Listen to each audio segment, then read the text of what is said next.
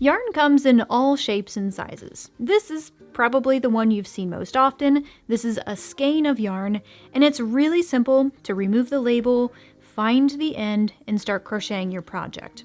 Occasionally, if you get really lucky, you can pull from the middle, find the end, and crochet your project that way, but the middle tail, kind of elusive at times. And then you might see something like this. This is a cake of yarn. This also is very easy to remove the label, find the end, start crocheting your project. And then yet there's another option that you might have seen. This, I think, is called a donut. I'm not really sure whose idea it was to name these two after two foods that I simply cannot resist, but here we are. This type is also very easy to remove the label, find the end, and start crocheting your project. And then there's this. This is a hank of yarn, and it requires one extra step in order to start crocheting with it. And if you know, you know. You've probably learned this the hard way. So here's what you do when you have a hank of yarn that you just can't live without, and you have to start crocheting with it. When you release the loop here up at the top, you can untwist it. And in most cases, you won't have any issues. There we go. We'll just kind of get that in place. And you're left with a big, long loop. Now, this makes dyeing the yarn very easy. And so that's why a lot of hand-dyed yarns are in this hank shape, I guess. There's actually two things that you can do to prep yarn like this to start crocheting your projects. First of all, you can wind it by hand. And this is a totally valid option. I did this for many more years than I should have, I think, because it's just free and it's easy, but it does require more time. The other alternative requires you to have a couple of extra tools. We have a yarn swift right here and a yarn ball winder. So before you make any cuts or anything to try to find the ends, place this on your yarn swift.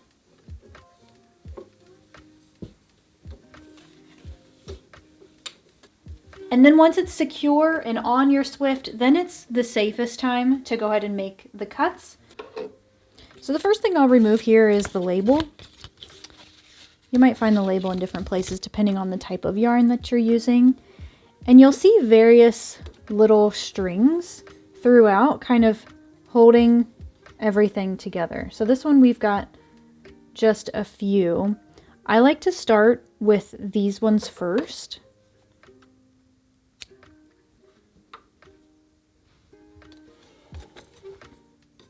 So this yarn only has one of those, and then you'll usually find the yarn also sort of in with another strand. It's safe to cut right next to the knot. You can remove the extra thread, which is white here in this case. Sometimes it's dyed the same color as the yarn, so you got to watch out for that.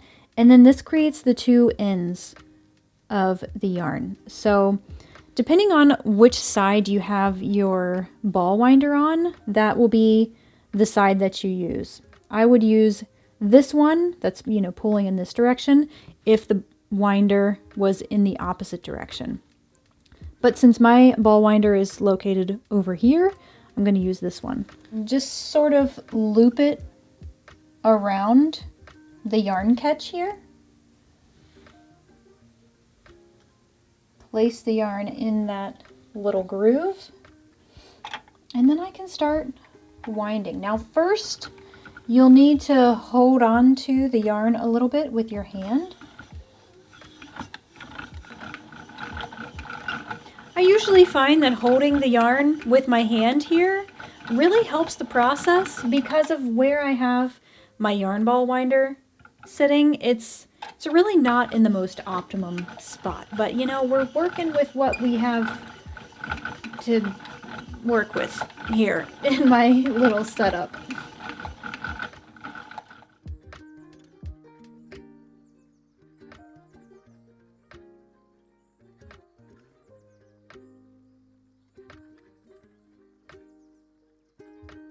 This is by far the most satisfying part, pulling the cake off. But before you do that, take your label and fold it up a couple of times.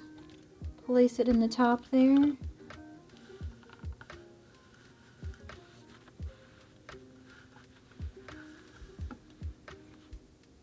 we have a perfectly wound cake.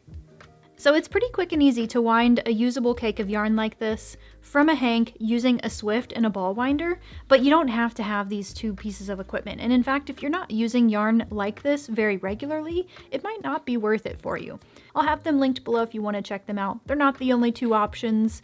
You can pick whichever is in your budget or whichever you like. Now that being said, of course, you don't have to have these tools to wind a hank of yarn into something that you can crochet with.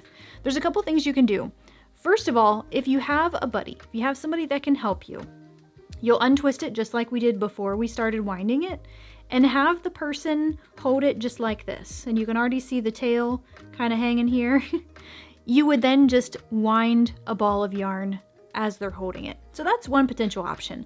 But you don't even have to have somebody to help you. If you've got a couple of chairs, maybe kitchen chairs or something like that, you can just loop these around the tops of the chairs and you can wind your ball that way. But even that's not the only way. You can loop this around your knees and wind a ball that way if you're able to do so. You'll definitely see me use hanks of yarn a lot more this year on this channel as I've become just totally obsessed with buying hand-dyed yarns. So I wanted to film just a quick reference guide so you know how to work with this yarn and get it started for your projects.